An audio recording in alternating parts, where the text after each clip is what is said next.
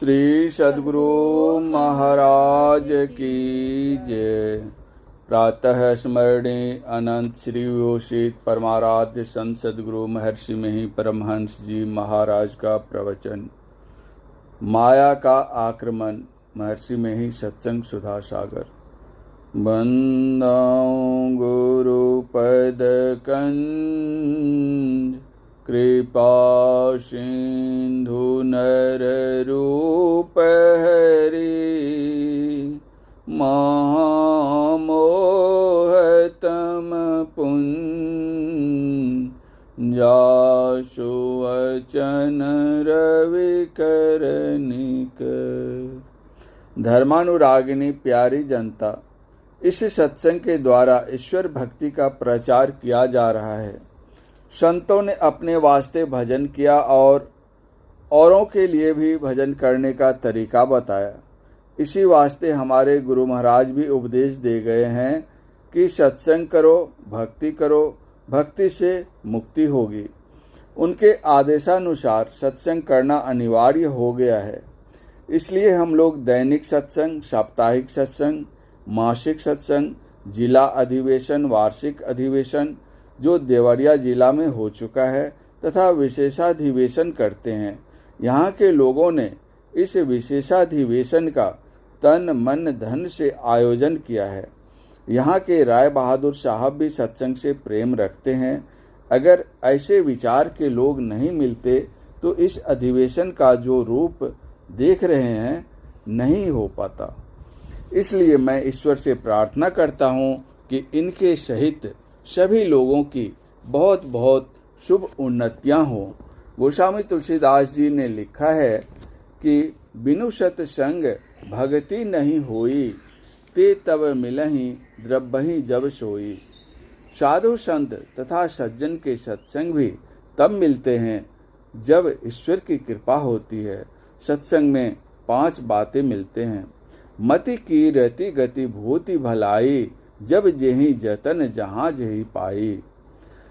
सो जानव सत्संग प्रभाव, लो कहूँ वेद न आन उपाऊ। यदि आपको ये 5 अच्छी बुद्धि, यश, मोक्ष, भलपन, संपत्ति मिल जाए तो बाकी क्या रह जाए।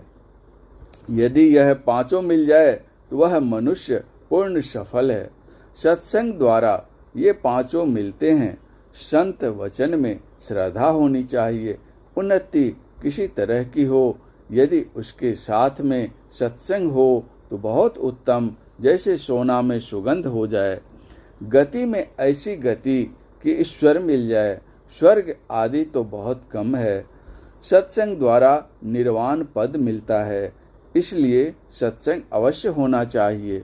सत्संग में मूल चीज ईश्वर भक्ति है। जिस बारात में दुल्हा नहीं हो वह बारात किस काम का। संगति ही जरी जाओ, न चर्चा राम की, दुल्हा बिना बारात कहो किस काम की। कबीर साहब। योग योग ज्ञान अज्ञानो, जह नहीं राम प्रेम प्रधानो। गोस्वामी तुलसीदास जी। जिस ज्ञान में, जिस कर्म व धर्म में ईश्वर भक्ति प्रधान नहीं है, उसके लिए ही ऐसा कहा। हम लोगों को इसकी शंका बनी हुई है। राष्ट्र राष्ट्र में मेल नहीं। दोनों तरफ से तैयारियां चल रही हैं। दोनों तरफ आशंकाएं बनी हुई हैं। हमारे ओर से तो यही है कि दूसरे की चढ़ाई व आक्रमण को रोकना। जिस देश पर चढ़ाई होती है उस देश के लोग सुखी नहीं रहते। यह तो बाहर संसार की बात हुई। अब देखिए कि हम लोगों की बात क्या है।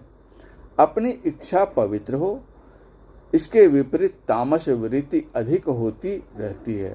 वह चंचल और मूढ़ बना देती है। राजसी वृत्ति चंचल बना देती और तामसी मूढ़ बनाती है। ऐसा मालूम होता है कि हम में कोई अख्तियार नहीं है।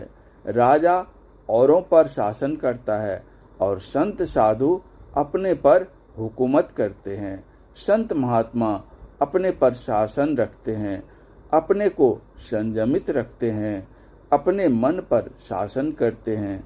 सब इंद्रियों से मन तथा मन से बुद्धि और बुद्धि से आत्मा श्रेष्ठ है।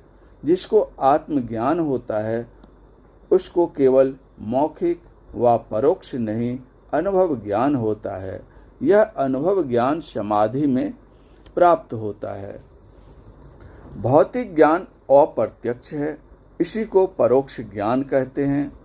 योग के आरंभ में मध्य में अनुभव ज्ञान नहीं होता। जिनको आत्मज्ञान होता है वही मन पर काबू पाता है। चेतन आत्मा को सूरत कहते हैं। सूरत का अर्थ अच्छी तरह रत होना भी होता है। तब तक सूरत परमात्मा स्वरूप का दर्शन नहीं कर पाती है जब तक कि उसको अनुभव ज्ञान न हो। साधन करते समय जो ज्ञान होता है वह निधिध्यास ज्ञान है। हम लोग अपने पर शासन रखने में असमर्थ हैं। संत महात्मा कहते हैं कि अपने मन को काबू करने की कोशिश करते चलो। जब तक अपने पर काबू नहीं तब तक अपने को बना नहीं सकते। मन का आक्रमण हम पर हो गया है। व्यापी रहे हो संसार मह, माया कटक प्रचंड, सेनापति कामादि भट्ट, दंभ कपट पाखंड। गोस्वामी तुलसीदास जी। तमाम संसार में माया की भयंकर सेना फैली हुई है। अपने अंदर भी देखो तो काम, क्रोध, दंभ, पाखंड आदि जो माया के सेनापति है मौजूद हैं। इसके दबाव में हम लोग हैं। इसको दबावें तो किसके द्वारा? गोस्वामी तुलसीदास जी ने कहा, सो दासी रघुवीर के समुझय मिथ्या सोपी, छूट न राम कृपा बिनु नाथ कहूँ पद रोपी। माया रघुवीर राम की दासी है। अगर समझ गए तो माया मिथ्या है। अद्वैतवाद का पोषण नहीं हो सकता अगर माया मिथ्यावाद को नहीं माना जाए। माया को मृग तृष्णा का जल भी कहते हैं। जैसे रस्सी में सर्प का भान होता है उसी तरह माया में ब्रह्म का भान होता है। रजत सीप मह भास जिमी, यथा भानु कर वारी, यद्यपि मृषा तिहु काल मह, भ्रम न सकई को उटारी। योगी कहते हैं कि अगर तुम स्वप्न में रहोगे तो माया के मिथ्यात्व को कैसे जानोगे। सपने सोई भिखारी नृप, रंक नाकपति होई, जागे हानि न लाभ कछु, तिमि प्रपंच जिए जोई। संसार में मोह की रात्रि फैली हुई है। मोह निशा सब सोवन हारा, देखी सपन अनेक प्रकारा। लेकिन यह स्वप्न छूटे कैसे? तो कहा, यही जग जामिनी जागहि जोगी, सकल दृश्य निज उदर मेली, सोवई निद्रा तजी जोगी। योगी बाहर संसार से तो सो जाता है मगर अंदर से सचेत रहता है। ऐसा जो होता है वह हरिपद के परम सुख को पाता है। सोई हरिपद अनुभवाई परम सुख, अतिशय द्वैत वियोगी। शोक मोह भय हर्ष दिवस निशि, देश काल तह नाही। तुलसीदास यही दशाहीन, संशय निर्मूल न जाही। देश कालातीत पद भी है। भौतिक विज्ञान देश काल के ज्ञान के अंदर है। यह योगियों का विज्ञान आदि भौतिक है। इसका प्रयोगशाला मानव शरीर है। सृष्टि का सारा मंडल ईश्वर का सगुण रूप है।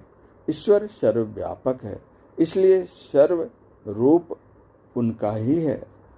भगवान श्री कृष्ण भी ब्रह्म मुहूर्त में उठकर ध्यान करते थे। ये जो रिद्धि सिद्धि हैं, ये शक्तियां मोक्ष मार्ग में बाधक हैं। रिद्धि सिद्धि प्रेरई बहु भाई, ये कम दर्जे की चीज है। जो महान है वे इन शक्तियों में नहीं फंसते, वे ईश्वर तक जाते हैं। इसके लिए कोशिश करते जाओ, बल मिलेगा। जो कोशिश करता है उसको ईश्वर सहायता देते हैं। ज्यों तेहि पंथ चलय मन लाई, तो हरि काहे न हो ही सहाई। एक गारीवान था। उसकी गाड़ी कीचड़ में फंस गई। वह हनुमान जी का भक्त था। वह हनुमान जी को पुकारने लगा। हनुमान जी वहाँ मनुष्य वेश में आए और गाड़ीवान से कहा, अरे पहले अपना बल लगाओ, तब हनुमान जी सहायता करेंगे। गाड़ीवान ने वैसा ही किया। गाड़ी कीचड़ से निकल गई। इसी तरह अपने से अपने को आगे बढ़ाओ, कोशिश मत छोड़ो। योगाभ्यास करने में मन पहले भाग जाया करता है, बिजली की छटक की तरह होता रहता है। मन को एक जगह ठहरा कर रखने के लिए जहाँ जहाँ मन भागे वहाँ वहाँ से लौटाकर अपने लक्ष्य पर लगाओ। यही करो। यह सबके लिए होने योग्य है। प्रत्याहार करते करते अल्प ठहराव होता है। इस अल्प ठहराव को धारणा कहते हैं। इसके बाद ध्यान होता है।